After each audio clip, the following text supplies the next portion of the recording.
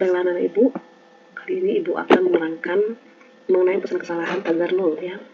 Nah, mengapa pesan kesalahan tagar 0 ini muncul? Ini karena pengetikan titik 2 yang kurang pada rumus. Seharusnya kan sama dengan sum buka kurung E2 titik 2 E9 tutup kurung. Kenapa E2 titik 2 E9? Karena nilai UAS yang dimaksud berada pada kolom E baris kedua sampai kolom E baris ke-9. Jadi ketika kita mengetikkan titik 2 di sini, kemudian enter, maka terlihat bahwa jumlah dari nilai UAS adalah 535. Ya, itu perbaikannya.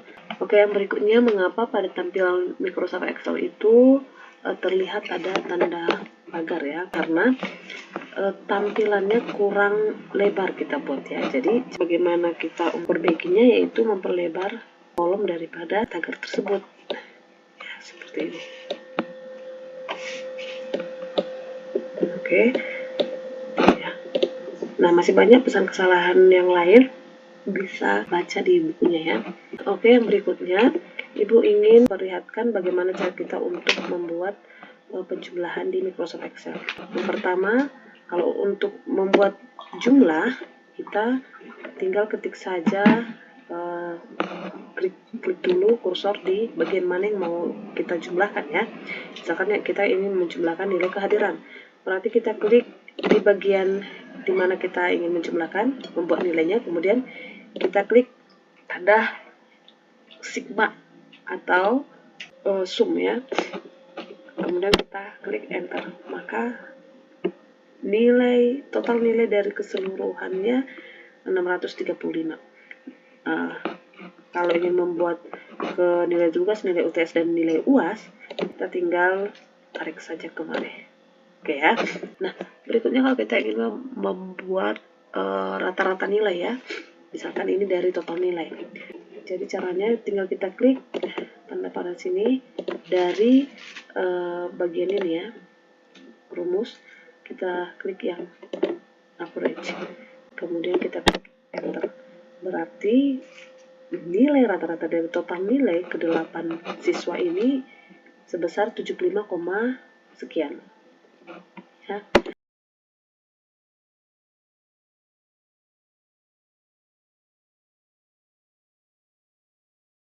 Oke, yang berikutnya Ibu akan menjelaskan bagaimana cara kita untuk membuat lulus atau tidak lulus dengan menggunakan logika if.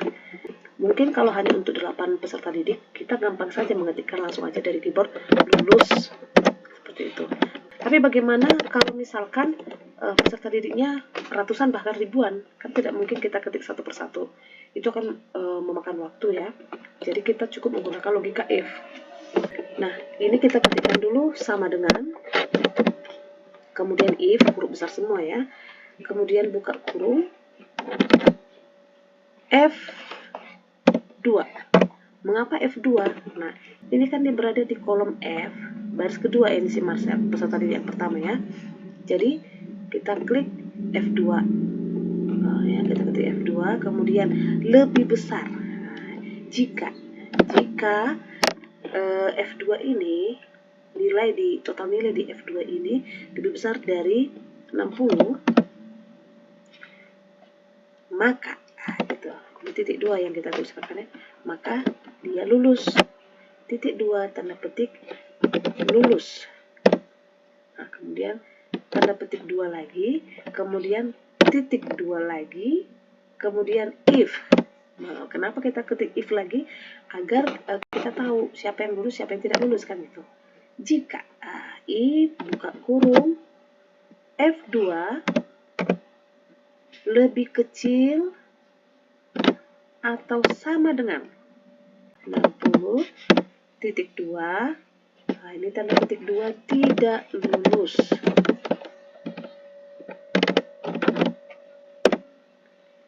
Tanda petik 2, kemudian tutup kurungnya 2 kali. Harus berhati-hati ya, karena ketika ada kurang satu simbol saja, maka tidak terbaca oleh sistem. Kemudian kita klik enter. Nah, berarti si Marcel ini karena total nilai ya di atas 60, maka dia lulus. Kita coba dulu ini Christian ya, kita ganti dulu misalkan apakah kalau misalnya nilai rata-ratanya 60 itu nggak lulus, apa dulu bisa 60. Oke, tahu ya.